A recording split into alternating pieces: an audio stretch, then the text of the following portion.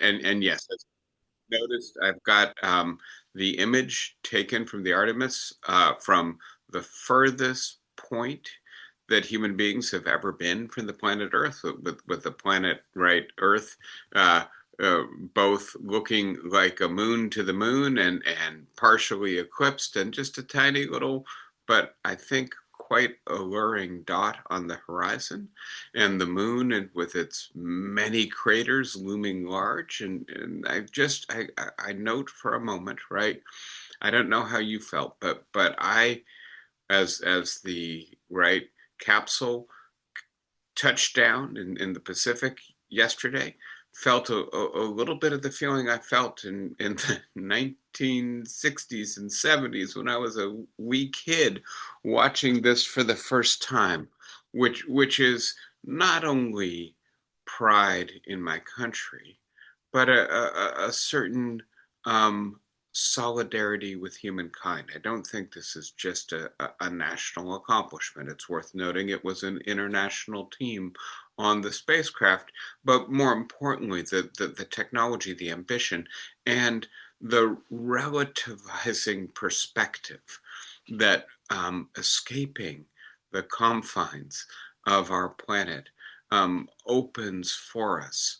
It took me back to a moment in which I think Americans were both proud as Americans, a more unified, a more solidaristic moment in our culture and our history, and where we felt like our national mission in certain ways coincided with a progressive humanitarian mission for the rest of humankind. And so it was nice. It was important to be reminded of where we were in living memory, as I say in the title, what we once were.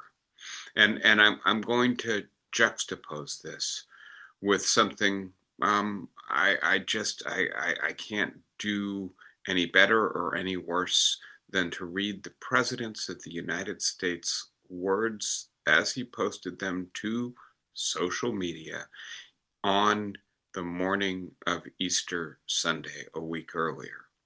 Tuesday will be Power Plant Day and the Bridge Day, all wrapped up in one in Iran, right? We will destroy the power plants, the bridges, the infrastructure, the civilian infrastructure of a country of 93 million people we supposedly entered a war to protect, who Donald Trump promised he would have their backs if they went into the streets to protest their regime. Now he's saying, we are going to attack you. There will be nothing like it. Open the fucking strait, you crazy bastards, or you'll be living in hell. Just watch. Praise be to Allah, President Donald J. Trump. If we once were, right, the country that led humanity into space, that opened up a perspective that relativized our differences and pointed out our commonalities, that we are all one on this sphere together, that there are no borders, that there are no ways in which to divide the planet that eliminate our interconnections and commonalities.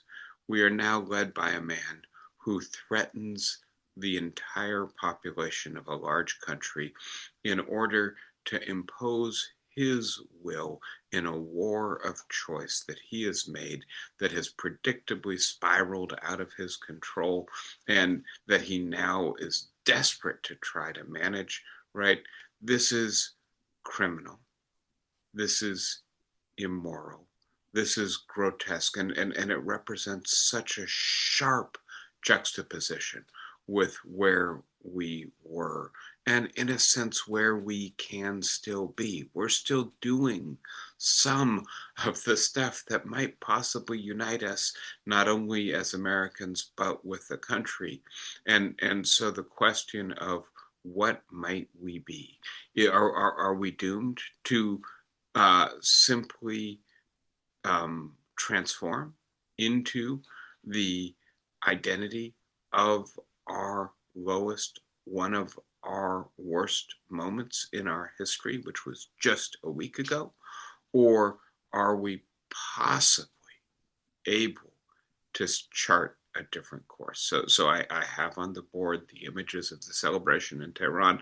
Obviously, there was a ceasefire, not an apocalypse in Iran Tuesday, right? And so the idea that what Donald Trump threatened, he did not in fact have to do, I don't think mitigates the fact that he threatened it, or the way in which he threatened it, or the grotesque miscalculation that led him to have no viable option other than to threaten terror and war crime on the people of a nation he's supposedly trying to help. But it didn't happen. And the result is that we are in the middle of peace negotiations in Islamabad and Pakistan. And so the image of J.D. Vance and his entourage arriving in Islamabad earlier today is the final image that rounds this out. And so I want to reflect today on the United States, what we have become in 2026, and our place in the world in the aftermath of the Iran war. And I want to be as clear as possible. I'm not assuming that the Iran war is over. I do think that there's a good likelihood that both sides are exhausted, not so much militarily, but economically. And that both sides, therefore, do want peace and may find some way to bridge their extraordinary differences in their starting positions. And so that it's possible that the truce that we've been in for the last 5 days will be converted into some sort of permanent peace. But I think it's equally possible that it will fall apart, that the positions are too far apart, but more importantly, the self perceptions are too disparate. And so I guess I can start transitioning into this more directly in terms of where the two sides' positions are in Islamabad. But I think the most important discrepancy here concerns the perception of who won this war, who prevailed, and what this war revealed about the relative capacity of the two countries. And I do think there's a sense in which both sides can credibly claim to have won the war. The United States did extraordinary damage to Iran's military capacity, to its missiles, to its navy, to, more broadly speaking, the industrial infrastructure on which the military capacity of the Iranian regime is built. And so the idea that we dropped, right, tens of billions of dollars of weapons on Iran, and that they mainly hit their targets and that they mainly inflicted the damage that we hoped they would inflict, I think gives Donald Trump and Pete Hegseth a certain kind of confidence that they go into these negotiations in the position of having shown Iran what we can do. But the Iranians, I think, are undaunted. And I think for good reasons. Because on the one hand, despite the tremendous damage done to the Iranian regime, its capacity for aggression, for projecting power, and its capacity for repressing its own population, the thorough decimation of the ranks of leadership of the Iranian regime. Almost every senior member of the regime has been killed in this war. The regime is intact.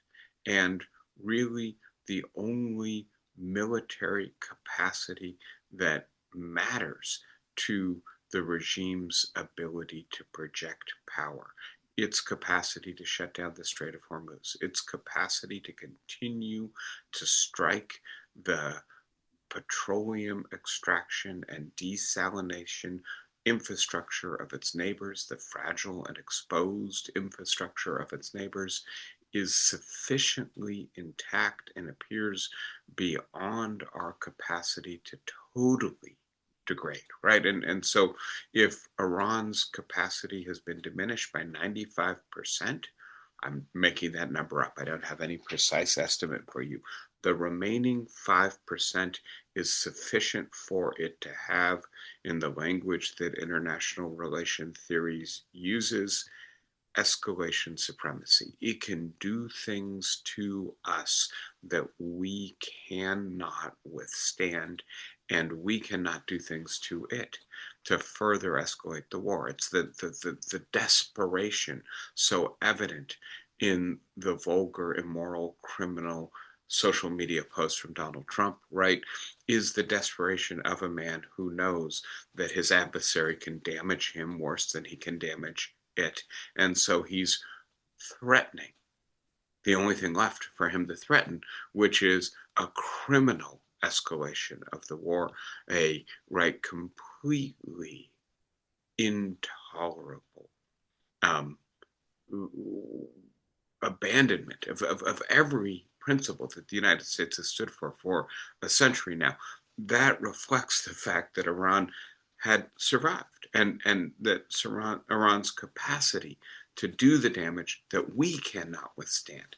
I'll say it very briefly, right? That there's this new term in international relations, not so new anymore, the economic weapon, right? The idea that in an era of economic global interdependence, that the country that can find the choke point and strike it in a global economy, in an economy that relies, in this case, on petroleum products to power the supply chains that almost every major industry in the world relies on, that also right can choke off the helium and the fertilizer that our most advanced technologies and our most primitive agricultural infrastructure rely on, right? That this is a weapon that is not a conventional weapon, that is not really a military weapon, that relies on primitive military weapons, right? Missiles and mines and drones that are very easy to fire, and relies on,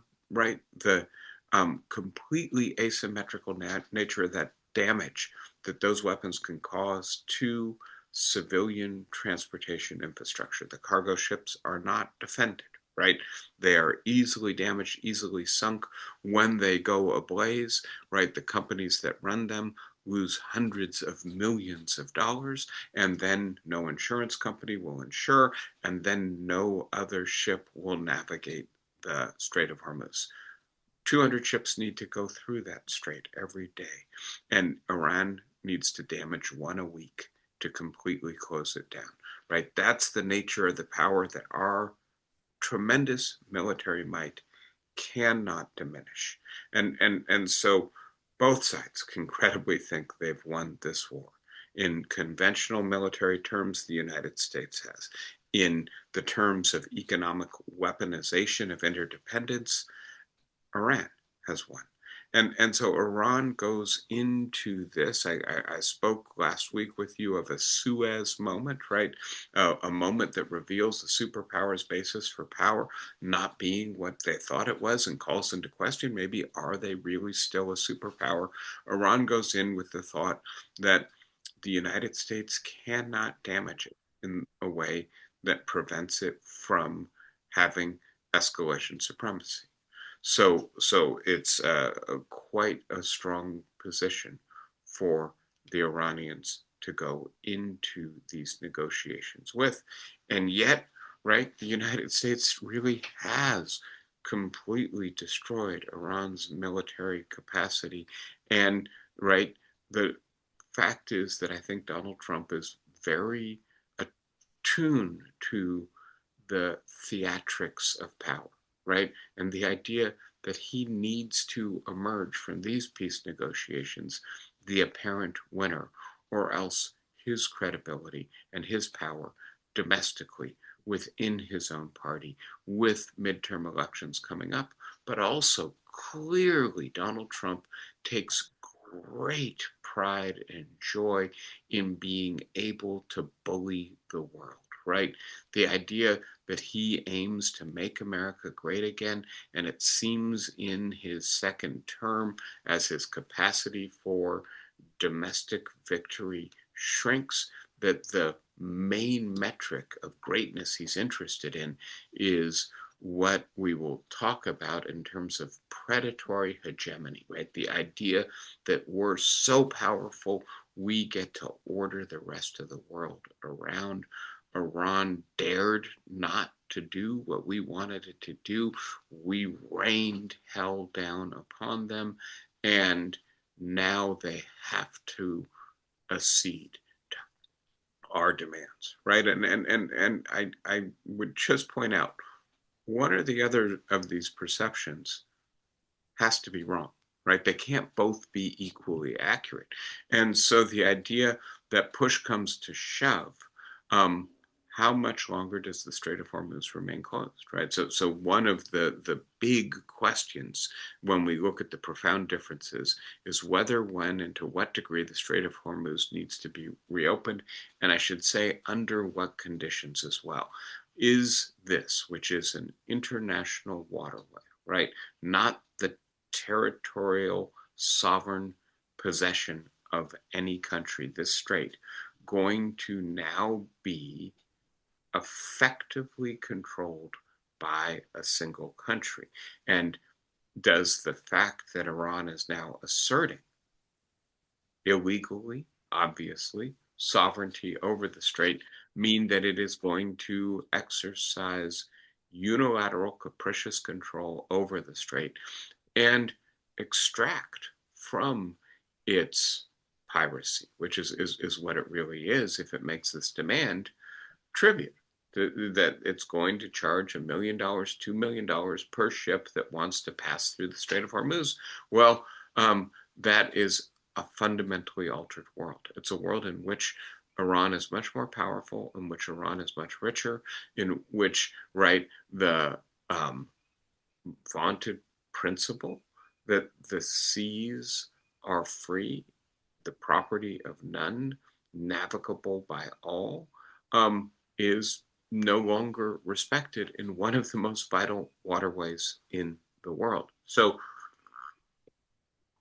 Iran's position here, right, is that they now have established sovereignty over the Strait of Hormuz, that they want as a condition for reopening the Strait of Hormuz the ability to continue to enrich uranium, the ability to command Israel to cease and desist in its aggression against Hezbollah. Hezbollah fought for Iran. Iran now feels the need to protect its proxy and ally, that Iran will come out from sanctions on its sale of oil and be able to retrieve the funds that have been impounded by the United States in our accounts, right? These are maximalist demands on the part of Iran. These are demands that are much more ambitious and bold than the demands that Iran had prior to this war, because they believe that they have demonstrated that they can inflict damage on us that we can not tolerate, and that they can tolerate the damage we inflict upon them. Please note, right, that inflation in March went back up over 3%, that the futures of oil are going back up again, because despite the peace, the Strait of Hormuz is not open, and that there are serious indications that the strains of this war and the consequent strangulation of the fossil fuel lifeline on which the global economy runs are beginning to stress the global economy in total. Not just inflationary pressure in the United States. Yes, I just filled up my car and it cost me over $100. But having said that, right, it's not just that the United States hurts when the price of gas goes up. It's that the United States is deeply integrated into a global economy. And if the increased price in petroleum products and fertilizers and helium in plastics, etc., begins to drag down the economies of Europe and Asia, the United States will also suffer, right? And so the idea that there are these profound differences that still need to be negotiated in this treaty, that they center perhaps on economics, that both countries have been economically damaged by this war, but that the sides are very far apart, not only in their demands, but their perceptions of what happened in this war seem to be irreconcilable. I worry, frankly, despite the fact, and Iran knows this, right, that Donald Trump really wants this war to be over. He wants to be in Beijing next month, right? Celebrating or negotiating with the Chinese. And then he wants to be opening the World Cup in the United States. Please note how untenable it is to invite the countries of the world to your country for a major international sporting event, one of the world's largest, while you are in the middle of war. And then he's planning a major celebration of the 250th anniversary of the Declaration of Independence. Ironically, of course, given what we have become, the idea that we would celebrate this document that declares that every person is equal and has certain unalienable rights in consequence of their equality, as we threaten to annihilate 90 million plus people. But coming just back to the idea that the United States does not have the patience, does not have the resources, does not have the political commitment to tolerate an ongoing and escalating war in the Middle East, I think is part of what Iran will be relying on and part of the imbalance in these negotiations. So I don't have any clear expectation for these negotiations, certainly not a prediction, other than to say this is going to be extraordinarily difficult. I think both sides want peace, but neither side wants to concede what the other side demands for peace. And so, does the Iranian team even have the capacity to compromise? Is their regime sufficiently cohesive to give authorization to their negotiators to compromise? Is it the case that a compromise on the part of the Iranian team might open the fractures that no doubt exist in this regime and lead to a lack of acceptance on those with the with the power to actually maybe veto the outcomes on the part of the Iranian regime? So lots of questions on that side, and then on the American side, right? Can Donald Trump actually bring himself to accept a humiliating outcome in this war, which seems to be what the power dynamic demands that he does, right? To put it differently, in peace negotiations, either, right, both sides discover a mutually beneficial path forward and decide that peace is more valuable than hostility, or alternatively, one side acknowledges that it is defeated or in an untenable, indefensible position, and therefore has to make unilateral or asymmetrical concessions. It's not clear to me that either of those scenarios applies, and that worries me deeply. But I do want to pivot to the bigger question that I raised in the title of today's class, which is the question of whether or not um, we can emerge from this as something like the country that we were a decade ago, 50 years ago. And so I'm going to focus on the international, but I'm going to point out also what I'll call, using the fancy language, a homology, right? That means, right, a logic that applies in two different domains, and the homology between Donald Trump's approach to politics domestically and internationally. He's anti-institutionalist in both spheres. He thinks that the Department of Justice and the Department of Homeland Security should be his own property to use as he wants. He's hostile to the idea of the impartial administration of the rule of law, and he's done his best to wreck the institutions that secure that, to transform them into something completely different, because he doesn't believe in it. He thinks it's a ruse. He thinks it's a myth we tell ourselves, and that one side, the liberal elite, uses this myth to prevail and to have its interest camouflage, and he's going to tear the veil off of that. And similarly, in international relations, Trump believes that the rule-based international order, so-called, which America has been one of the chief advocates for, as well as the anchor of, is similarly a ruse and something that is bad for the United States. And so he's going to tear it down too, right? And so the idea that when we think of Donald Trump, um, we have to recognize that he is really trying to change the fundamental identity of the United States domestically and internationally, and the two go hand in hand. And ultimately, we're not going to be able to, if there's any chance of doing so, restore the historical role of the United States as an advocate for a rule-based order, unless and until we fix our domestic institutions as well.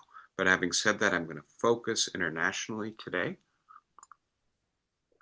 And I want to start by distinguishing two kinds of superpowers, or I'm going to use the fancy international relations language, two kinds of hegemons, right? Two kinds of the most powerful country in the world.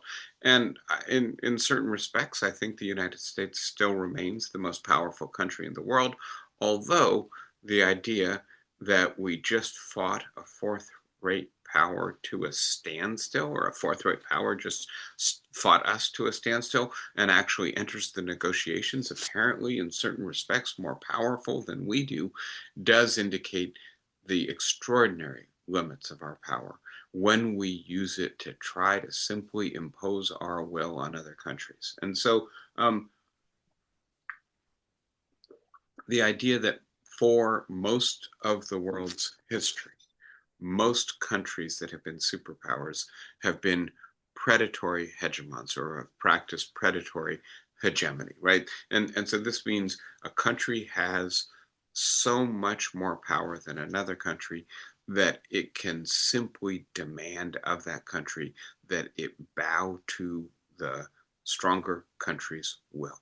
And so, right, the idea going back to Thucydides that the strong do what they can, the weak suffer what they must, is the maxim, right? The implicit logic of predatory hegemony. It assumes and seeks total hegemony in all relevant metrics of power, right? We are so powerful that there is nothing that you can do other than give us what we want, right? And in right asserting that, and then bringing force to bear to demonstrate as necessary that this is the actual state of affairs, we attempt to create the world in which we are the dominant power. And the reward for the hegemon of being in this kind of world is that we assert dominance and secure subordination.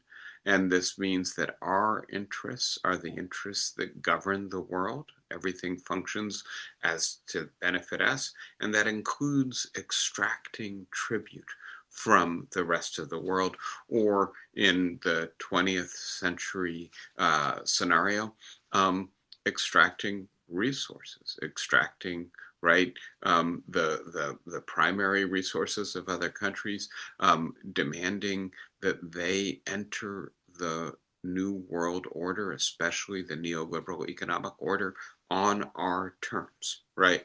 And then the thing to notice about this form of hegemony, it requires continued maintenance of the bases of dominance, right? And so if we're going to claim that we're so powerful that you just have to do what we want to do, well, that tempts other countries to gain power to fight against us, right? And so we have to constantly maintain an asymmetrical advantage.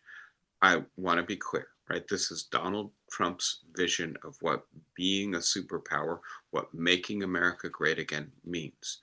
It is not, I think, actually what any other president except for Donald Trump has understood the role of the United States to be in the post-World War II and then the post-Cold War global order. And so the alternative idea, and I've struggled a little bit with how to refer to this, but I'm going to call it an enlightened hegemon, right? So a hegemon that says, although we are the most powerful country, our long-term interest is not merely in dominating the rest of the countries of the world and forcing them to do what we will because they are our subordinates. That will produce their efforts to rise in power, to challenge us, their rebellion when possible. It would be much better for us if we actually were able to convince the countries of the world that they should do what we want them to do willingly.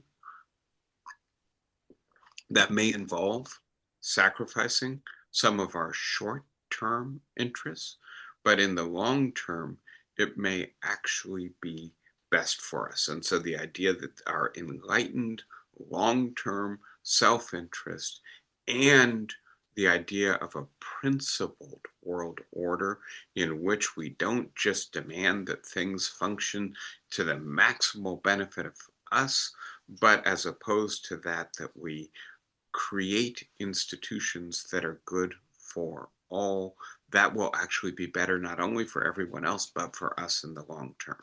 So it assumes to begin with that the strength of the hegemon is insufficient for permanent dominance, right? We might be able to, right, conquer you once now, maybe, but in the future, that will be too costly for us to continue to maintain. So that ultimately, cooperation is stronger than attempting to sustain subordination. That's, I think, from a self-interested point of view, the fundamental insight.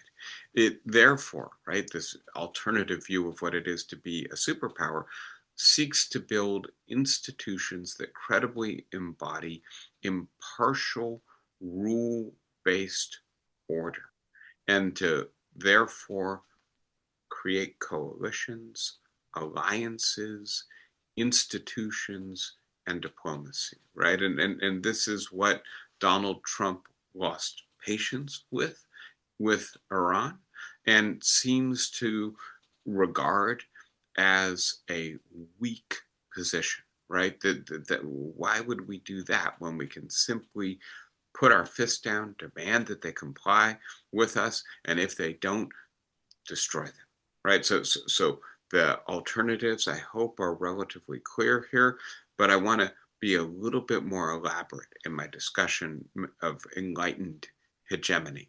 So the reward for the hegemon is institutions that favor our long-term enlightened self-interest, right? And so it's not as if we're doing this from a position of pure generosity or magnanimous cosmopolitanism. I'll get into that in a moment, as opposed to the idea that this is something that we sustain because it benefits us, but it also benefits everyone else who adheres to the rules of the system, right? And so we work through institutions and with allies to secure order that is hard to produce unilaterally. And when we do so, our strength is better respected because it is used to construct order rather than as an instrument for predation. And so I'll say this very quickly, right? The idea that when we won World War II, did something completely unprecedented in world history, as opposed to demanding reparations from the losers. And please remember, right, Japan and Germany aggressed against us. And so the idea that we were under the old understanding of war entitled to demand that they compensate us for the damage they caused us. We didn't do that. In a sense, we learned the lesson of World War I and previous conflicts and said, that's not what we want to do. Let's give money to the countries that aggressed against us and that we defeated to allow them to build a different kind of country in the future, right? And so that's an example, right, of how an enlightened hegemon differs from a predatory hegemon. Another clear-cut example, right, is that we, in the aftermath of World War II, invented the idea of international aid, tried to lift other countries out of poverty, tried to create an international world order in which, although clearly it was economically advantageous to us, it would actually allow the poorer countries of the world to also enter relations of trade and development that would ultimately improve their own residents, their own citizens' economic well-being as well. So again, I think you see that we work in a different way depending on how we conceive ourselves, that when we desire to be an enlightened hegemon, we have to demonstrate respect for other countries. We have to, right, build and maintain institutions and relations. The United States is in treaty relations with 54 countries in the world. To give you just a quick contrast, China is in a treaty relationship with one country in the world, officially, North Korea, right? The second hegemon or global superpower.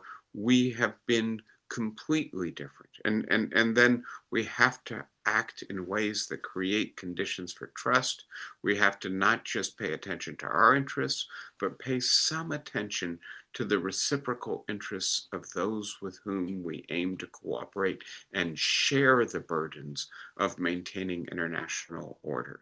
And the idea that every president from Franklin Delano Roosevelt through George H.W. Bush to Joe Biden subscribe to the second model, but that Trump has, right, created not just an alternative model, but a domestic constituency for this model, transform the standing of the United States in the world, is something that I think we're going to have to reckon with going forward. And so in thinking about this, I'm going to turn a little bit to philosophy with you, and in particular to the philosopher who I think most regard as the greatest cosmopolitan philosopher. And this is Immanuel Kant, who in the late 18th century, 1793, published an essay called Perpetual Peace. And the clear, right, implication of this essay is pronounced in a slightly later work, The Metaphysics of Morals, where Kant says that practical reason, human reason, says the following, that there is to be no war between individuals nor or states, right? And so if that is a pronouncement of practical reason, Kant suggests there is then a perfect duty to work toward perpetual peace as the final end of the doctrine of right within the limits of reason alone, right? And so this is, for Kant, perhaps the single most important requirement of human morality. And this is then the highest political good, and it requires that we try to create a league of Pacific Republican nations, right, of countries that are democratic and peaceful. He says, right, that it is enough for that duty, which I know I'm being very philosophical and very idealistic at a moment when, if we look at what just happened in the world for the last 40 days, it is depressingly awful, right? How opposite it is from this. But Kant knows this, right? He's lived through a wide variety of war in his time. The countries of Europe are far more bellicose than our own countries. And it's worthwhile noting, right? We're in a period of relative and economic prosperity and international stability. I'm hesitating slightly. I guess I'll share this with you. I went to an art exhibit last night. Wilfredo Lam, who's a really interesting Cuban Chinese artist who worked in the middle of the 20th century. He left Cuba in the 1920s for Europe and spent 18 years in Europe, but he was in Spain, and Franco rose in Spain. He fought on the side of the Republicans. He had to flee. He fled to Paris, where he was closely associated with the avant-garde, people like Picasso.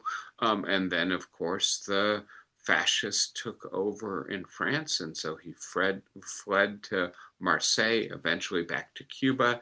And then, right, when Batista came into power in Cuba, he fled again to Spain and Italy. And the idea of a life led in that kind of instability, right? This man was a refugee and asylee from political oppression for the majority of his life. And it wasn't just, right, because he was from Cuba, it was because of what happened in Spain and France as well. The idea that we have been so lucky to live in a period of much greater international stability for the last 80 years, and the worry that we are perhaps leaving that era behind is part of what's motivating me to return to the foundation of thinking about the kind of cosmopolitan order that the United States has imperfectly and hypocritically, but nevertheless really tried to secure in the post-war period, right? So the idea that it's enough for the duty to pursue perpetual peace to be obligatory, to be binding on us, that the impossibility of a universal and lasting peace cannot be demonstrated, right? And so Kant warns against the sophistication of political realism, the kind of stuff you hear from Pete Hegseth or Donald Trump or Stephen Miller, that in the real world it's only power that is respected. Kant strongly argued against this. Then he argued instead in favor of perpetual peace.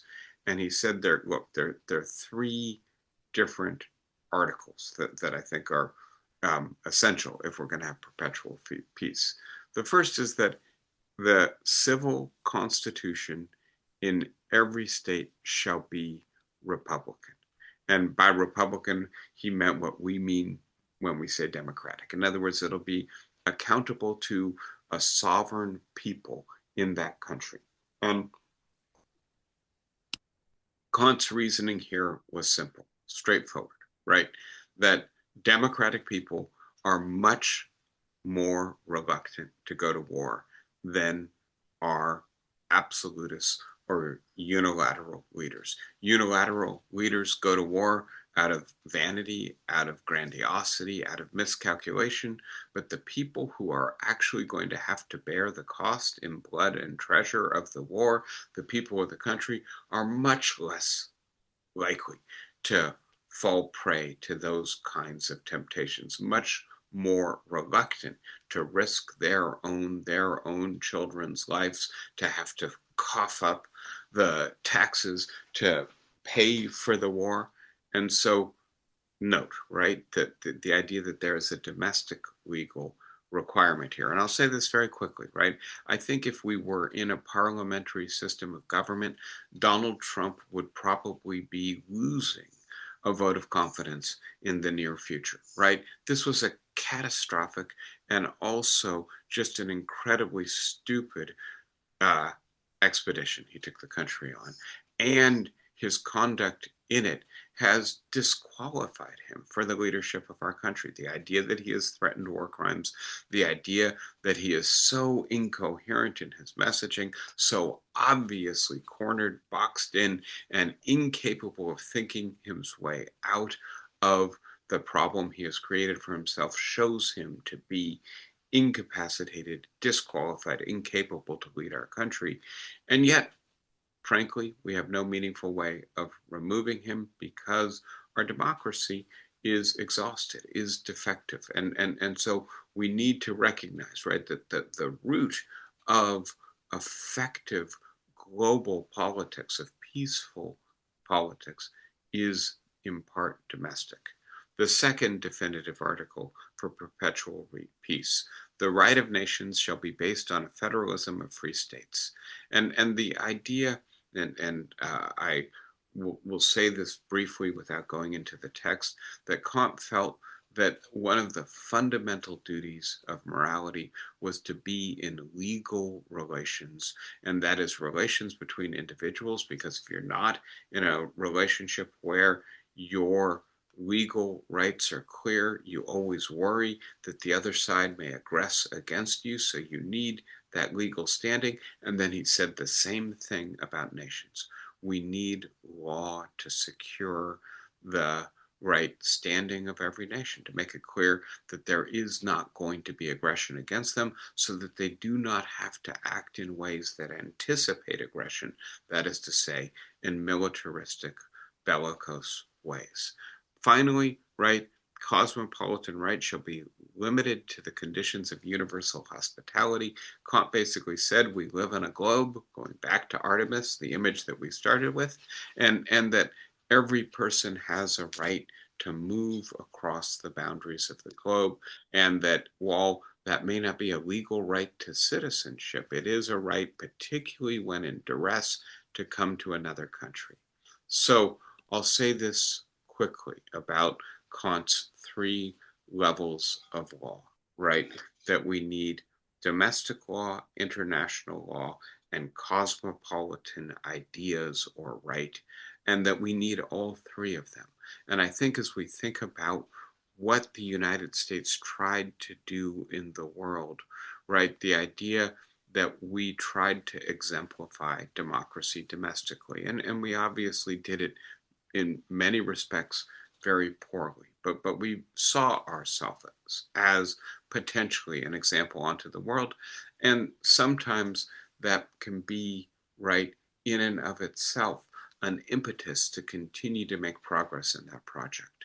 And then the idea that we built the World Court, that we built the United Nations, that we built the World Trade Organization and the General Agreement on Trade and Tariffs, and a whole bunch of, right, multilateral treaty organizations, that we were the signatory to the Paris Accords on climate change, that we negotiated the original Iran, right, nuclear enrichment reduction deal.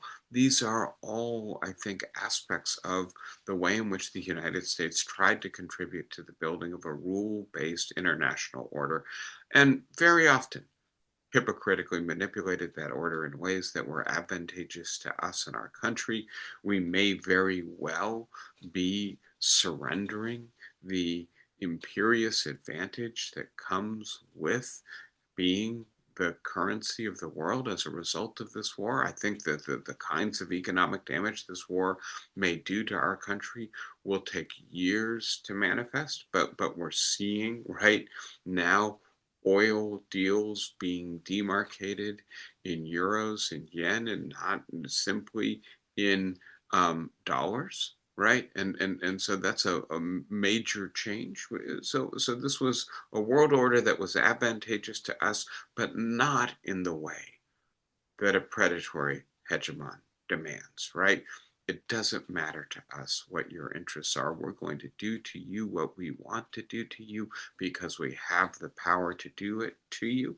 No, at least some show of reciprocity, of an idea that the order that we're seeking to construct is not merely an order in which we gain and you lose, but is an order in which you too can gain from adherence to the rules of the institutions we're trying to build and enforce. And so, right, the final idea of cosmopolitan right, the idea that we did give international aid, that we did take human rights seriously, that we did try to enforce international law in war and in grave conditions where human rights were at stake, that this is part of who the United States was, what we were in the 21st century, in the 20th century especially. And the idea that in order to be this country again will involve a fundamental effort to restore democracy domestically as well as internationally. This is why I return to Kant, to the ideas that I think helped to inspire the United States to be a different kind of superpower. The leadership that we have in this country right now has no understanding of this. And I don't think we're going to be able to exercise the uh, demonic influence of Donald Trump easily or readily. We have already had Donald Trump as president once, transitioned to a much more traditional internationalist president with Joe Biden, and then elected Donald Trump a second time. I think when the people of the world look at us and they say, should we continue to rely on this country? Should we treat it as a stable, strategic partner in building international institutions and order? They're going to say very quickly no, right? Not because maybe the next president won't be a good president, won't be an internationalist, won't be somebody we work with, but if we rely on them and 4 years later there's another iteration of MAGA nationalism, then it's all for naught, right? So until we get our house in order, until we fix our institutions such that this kind of politics is not a perpetual temptation possibility and something that we don't have the institutional strength to check, I think the world is going to have to really consider alternative sources of order. And by the way, I don't think there are any good sources waiting in the wings to replace this. Renata, it looks like you've got your hand up. Is that right? Go ahead, but you have to unmute yourself. No, you weren't raising your hand? Okay. Let me open it up for questions, and who wants to start us out?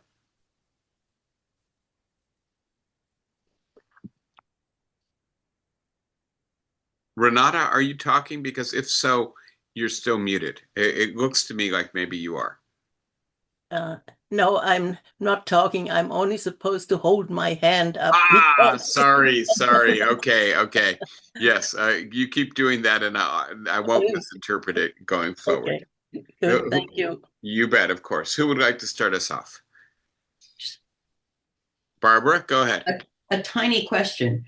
When you talked about all the presidents from FDR on, maybe it's just the way it was written or the way I saw it. You omitted Obama. Did you mean to? No. It's not that I was.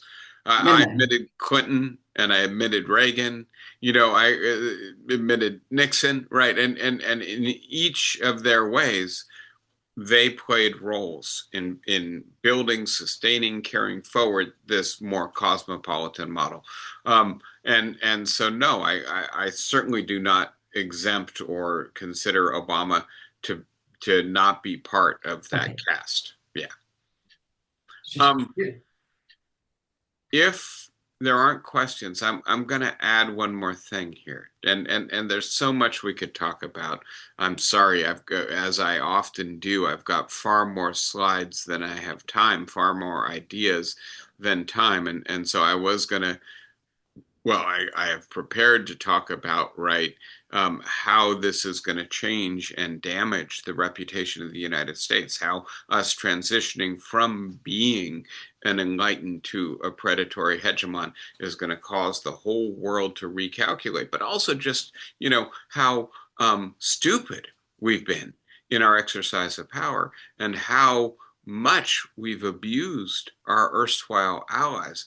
All of this, I think, is going to fundamentally alter the playing field. As I said with you last week, I think of this in many ways as the American Suez moment, the moment in which we recognize, or it is recognized, that we don't have the power that we think we have. And at the same time, kind of a Yalta moment for Iran. They want to be recognized as a regional power and to build the basis economically for being a regional power. So the idea, right, that what Donald Trump did in his social media posts is criminal under international and American law, fits the definition of terrorism. The idea that this is apparent to many of his supporters, I'm sorry, right? I've got his two tweets, or I'm sorry, social media postings on Truth Media, right? On the board here, the profane one, and then the next one that says a whole civilization will die tonight, but then pivots back to we have complete and total regime change where different, smarter, and less radical minds prevail, right? He's so incoherent. The number of responses to his posts that say, I voted for you 3 times and now I'm ashamed to do so, right? Have done so. This is all part of the picture. But what I wanted to conclude on today is this, right? And in various ways, this is data on how much we spend on our military, right? And the diagram that I would really focus on here, right, in blue, the United States defense budget. In red, if you can see it, you might need a magnifying glass, how much Iran spends on its defense budget, right? And that's in part because we are so much richer than Iran, right? We have so many more aircraft and fighter aircraft, etc. Iran mainly makes its own weapons, right? It's not a major arms procurer. The idea that the United States spends more than the next 12 countries combined on its military, and that Donald Trump has submitted a 2026 budget that substantially expands our military spending. And in order to have some plausible idea of being able to afford all of this, substantially reduces all other categories of domestic spending, except, of course, for the Department of Homeland Security and ICE. And the question, right, haven't we just seen um, how limited the impact of all of this spending is? We could not use our vast military supremacy over Iran to force it to do our will. Does the lesson from this is the right lesson? Well, that's because we haven't spent enough, or is it because, right, in the 21st century, in the era of drones and cyber warfare, asymmetrical warfare, the weaponization of economic interdependence, traditional military spending does not get you the bang for the buck it used to, and we should just recognize that and reprioritize, right? If we don't want another Donald Trump, if we want to have a more humane, cosmopolitan, enlightened society, don't we need to spend more on education, on housing, on healthcare, on creating or supporting 21st century jobs? There's so much we could be doing with this money. And given the fact that it doesn't translate into the kind of benefit we hope that we're going to get from it, why not start to reprioritize? I don't know, but I just hope that these elections can be a major repudiation of Donald Trump and start maybe a more sustained reflection on the part of the Democratic Party, on the left, on the part of people who do not identify with this politics, on what a 21st century alternative to MAGA populism looks like. All right, I'll stop again, providing you more grist for the mill. Anybody got a comment or a thought that you want to share with us before we wrap up today? Barbara, go ahead. One of the questions that every time we think about Iran has always popped up to my mind, and perhaps driven by Iranian by marriage relatives, is how much of our attitudes and behavior over the last, since 1989 anyway, 70 haven't contributed to Iran being as it is. And maybe the same question for Cuba and North Korea. And occasionally I wonder whether Russia sneaks into the same pack. Well, so hasn't it not impoverished us in the process? And why do we have to have designated enemies who are weak? So I think we have to be careful not to exaggerate our influence, right? And right. So Iran's regime identified us as an enemy, right? And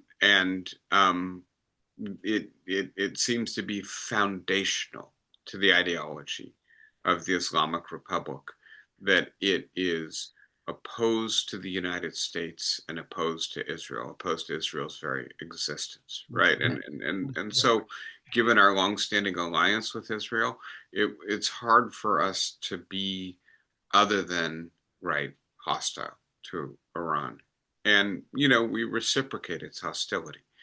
But it's one thing to say, right, that this is a regime that has an ideology that makes it adverse to our interests, and that we therefore need to work diplomatically and through alliances to do our best to contain the destruction that this regime can do to us. It's an entirely different thing to attack the regime militarily, right? And when we attack it militarily, I think then you're absolutely right, Barbara, that we do strengthen the regime domestically. We do drive people who don't like the regime into the arms of the regime because they have no place else to turn for security.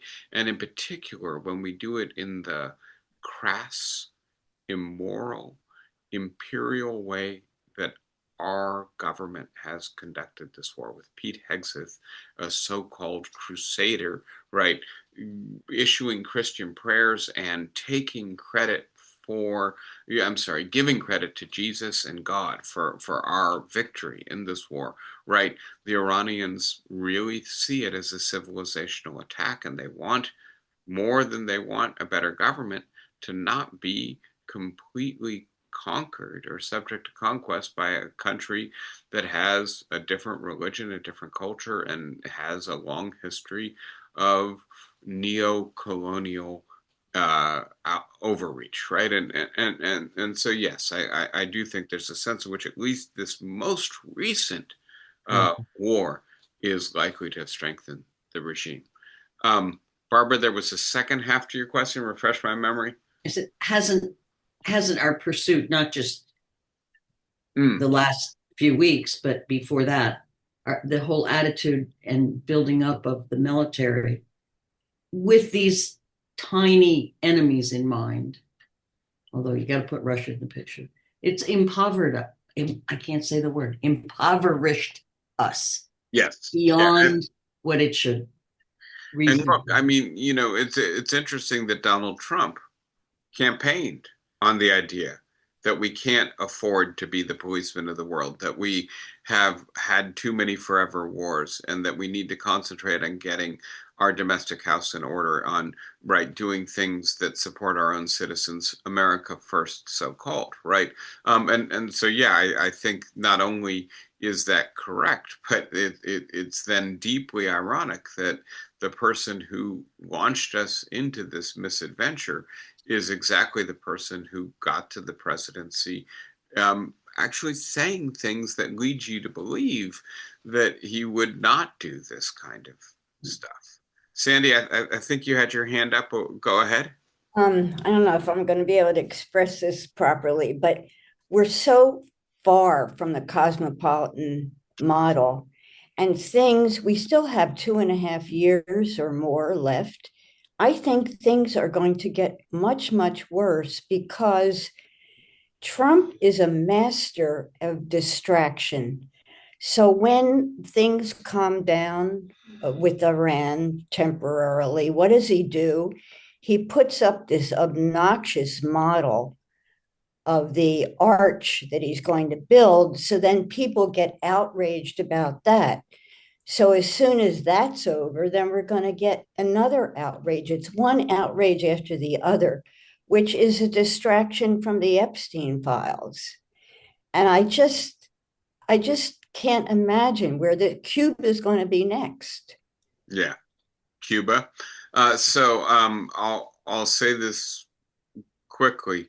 I'm not just worried about a president who seems to be addicted to attention and capturing attention via outrage, right? And so one thought. I mean, I don't actually subscribe to the view that Donald Trump invaded Iran in order to distract from the Epstein files. I do think he invaded Iran on the basis of total misconceptions about how likely victory would be, how quickly it would come, what it would do for his place in history, what it would do for his power domestically to be in right Iran in the same position he was with regards to Venezuela weeks earlier, right? To have shown himself to be a strategic genius, to have shown the American military to have this overwhelming might,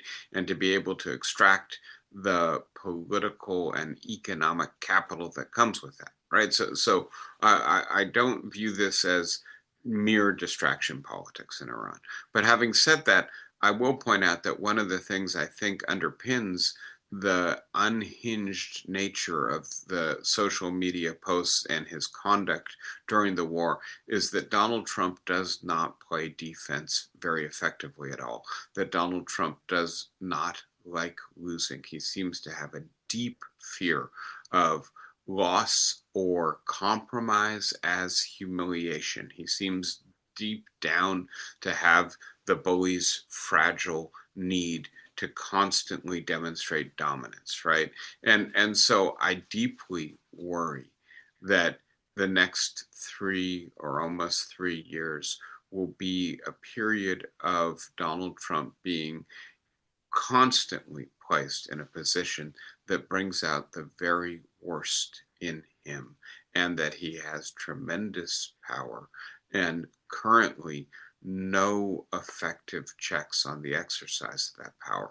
If the Democrats regain control of Congress in 2027, then there's a little bit of a check, but I'm not sure it's sufficient. So yes, I do share your concerns, and it's one of the things I say about needing to get our own house in order.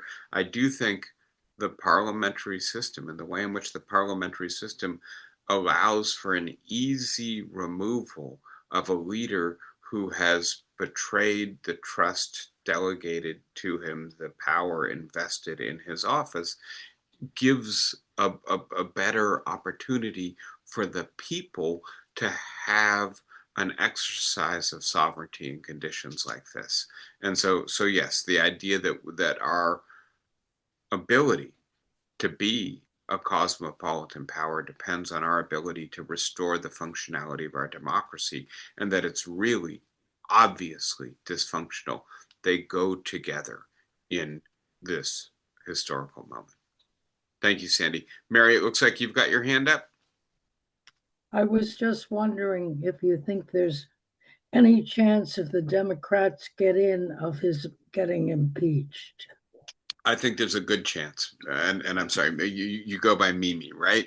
The idea that look, there are a lot of countries that had tariffs and now the tariffs are off, right? And how much Trump crypto did they buy, right? You know, the idea that this man is a narcissistic self dealer who seems to think that, among other things, being president for 3 more years, 4 more years means it's a brilliant chance to enrich himself and his family. And that stuff is going to start to come to light. And, you know, the idea that we don't have a precise definition of what is permitted and what is not permitted in terms of corrupt self-enrichment via office if you're president of the United States, I don't think is going to stop the Democrats, right? And then we look at what the Department of Homeland Security has done, the execution of American citizens in the streets for exercising their First Amendment rights. We look at the deportations. You know, there's going to be so much to investigate. And I do think that evidence of corruption and criminality will not be hard to find once the investigations proceed. So when you say impeach, please note, right, that means, as I understand it, that drafting and adopting the ratification of articles of impeachment. The question of whether he can be removed from office depends on his also being convicted of what he's been impeached for. And there, I think it's a much trickier question in terms of whether or not, I don't assume that the Democrats are going to have a supermajority control of the Senate. I think that's impossible, right? So the question would be whether they have narrow majority control of the Senate or if they have minority control of the Senate. And then it really comes down to, will 10 or 15 Republicans possibly decide that they need to distance themselves from Donald Trump? Maybe because they find courage and principle a little bit late, but if finally to stand up to Donald Trump and say this is not who we are or who we want to be, but then also from expediency, right? If they really get a shellacking in the 2026 elections, they may have to say to themselves, being associated with this man, especially as he becomes more and more rapidly autocratic, which it seems like is the likely path of the next 3 years, is not going to benefit this party. It's going to ultimately undermine not just our ability to win the 2028 presidential election, but maybe the long-term future of the Republican Party. Well, in those circumstances, I could see maybe enough Republicans voting to convict, but that's a long way away, right? We're talking about the end of 2027, probably, for all of that to play out. So we still have another year and a half of Donald Trump in the White House. And I'm sorry to say, we're going to have to figure out, those of us who think that this is a slow but steadily unfolding catastrophe for the country, have to figure out how to effectively resist in the interim without having any magic bullet that can remove Donald Trump from office. But I see get a lot of messages that he's unfit. So maybe from that standpoint.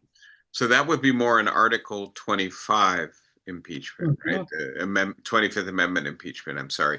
And that's a possibility. But again, I think you have to be honest about who would have to lead the push in his own cabinet. And I don't see anybody who has the independence, the strength of character or principle to lead that push, right? And so Donald Trump has assembled a cabinet of lackeys who are completely subordinate to him, and they're not going to say anything other than he is the genius who we need to save our country as he does lasting damage to our reputation, our institutions, our culture. I'm sorry. I wish I could identify a more plausible scenario for removing him from office, but I will just note very quickly, it's not clear that J.D. Vance, who would be his successor, would be that much better. Anybody else for today? I feel like that's a aggressive and somewhat despondent note on which to end us. So let me circle back, so to speak, to Artemis and just to notice, right, that at the very moment that we're diagnosing all of this, we're also doing something that is actually quite amazing. You know, I think we just need to keep it in perspective that human beings have only mastered the capacity to fly, to escape, right? The gravity of the planet, which has held us in place for the entire history of our species, in really the last century, right? And that we just got further from the planet than we've ever got. But just to think for a moment about the tremendous engineering technological feat that is, right? That we mastered the complexity of those orbits to get those human beings completely to the other side of the moon and back. And so if you're looking for a little bit of hope, a little bit of solace, a country, a people, a species that can do that, well, I think it might be a little early to abandon hope in us. We do have capacities that are really quite fabulous. And, you know, we're going to have to figure out how to use those capacities to fix the things that this terrible man is doing to our country. But the fact that we can do this is some indication that we might be up to that challenge as well. All right, all. I'm doing my best. Wonderful to be with you again and to have a little bit of something nice to talk about. You guys take care, and I'll see you all next week. Thanks, guys. Take care. Thank you, David. Thank Pleasure as you. always. Bye, guys.